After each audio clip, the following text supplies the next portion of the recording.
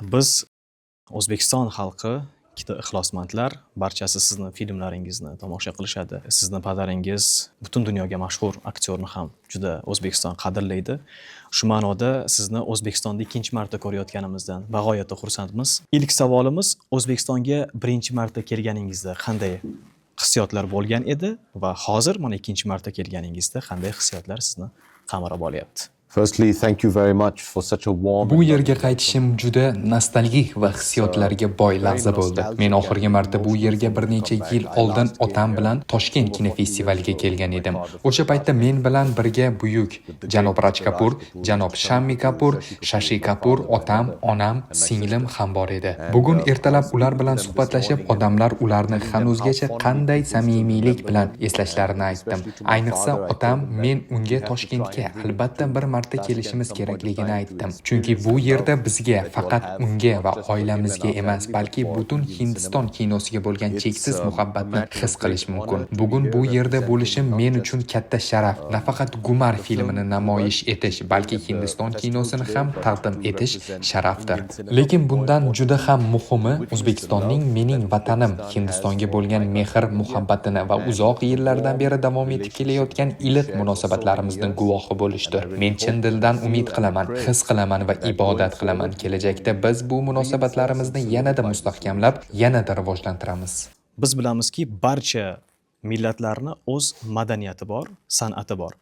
Sizni O'zbekiston madaniyati va san'ati haqidagi fikringiz juda ham muhim. First, I would like to congratulate the Cinematography Agency. Avvalo kinematografiya agentligi va hukumatni chin dildan tabriklamoqchiman. Eng muhim O'zbekiston kinosini rivojlantirish, uning boy tarixini asrab-avaylash va butun dunyoga tanitish yo'lida olib borilayotgan ishlar uchun hurmatli prezidentning sa'y-harakatlarini e'tirof etmoqchiman. Hozir biz o'tirgan zal va O'zbekiston kinosi uchun barpo etilgan ushbu binoni ajoyib deb o'ylayman. Muzey juda go'zal. Men hamkasblarimga shuni aytdimki, kashf etilgan kino merosini namoyish etish uchun bizda Mumbayda ham shunday muhtasham bino bo'lishini istardim.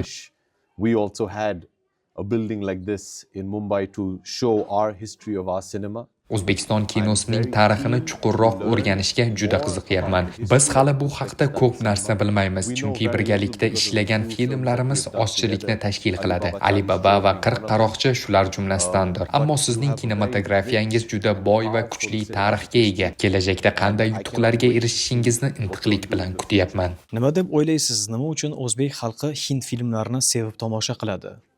Bu o'zbek hamda hind xalqlari o'rtasidagi madaniyatni o'xshashligimi yoki san'atlarimizning yaqinligimi yoki umumiy qabul qilingan san'at o'zbek va hind xalqini birlashtiradimi? That's a wonderful question.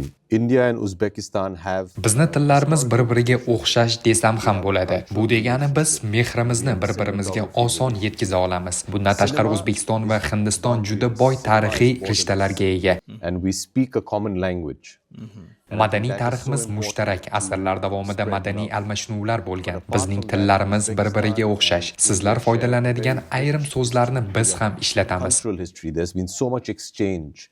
Our languages are similar. Ishonchim komilki, kelajakda bu aloqalar yanada mustahkamlanadi va yanada chuqurlashadi. Forward, it'll only make it even stronger. O'zbekistondagi muxlislaringiz sizni juda ham yaxshi ko'rishadi. Biz buni tomosha zaliga yig'ilgan tomoshabinlarni o'zidan ham ko'rishimiz mumkin va undan ham ahamiyatlisi mana shu Hind kino haftaligi doirasida o'zbek kinematografiyasi qanday tayyorgarlik ko'rgan ekan va bugungi kundagi sharoit sizni qoniqtirdimi? Nimalar sizni hayratlantirdi? Shular haqida fikringizni bilmoqchiman.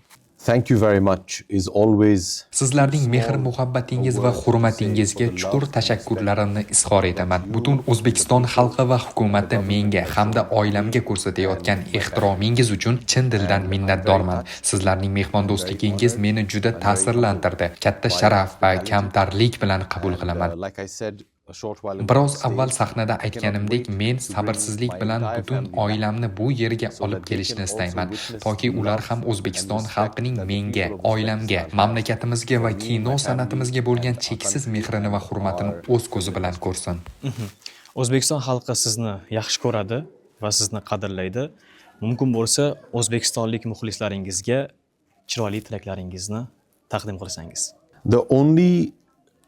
The best way for an Menimcha actor, aktyor I uchun feel, tomoshabinlarning mehr muhabbatiga javob qaytarishning eng yaxshi yo'li bu doimo ijod qilish. continue to work, to continue to make films and to continue Yangi to filmlarni entertain suratga olish va ularni one thing ko'ngil I would ochish love to bilan say xursand qilishdir. today, Bugun I'm so aytishni istagan overwhelmed eng by muhim gapim shuki, O'zbekistonlik the love and muxlislarning reception of cheksiz all our mehr fans muhabbati in va Uzbekistan. samimiy qabulidan I juda pray to God ta'sirlandim. that Umid qilamanki, very, very juda soon yaqin I can kelajakda come bu there yerga and yana hopefully kelish va make an o'zbekistonlik Uzbekistan muxlislar uchun o'zbek for filmlarini all suratga olish nasib qiladi.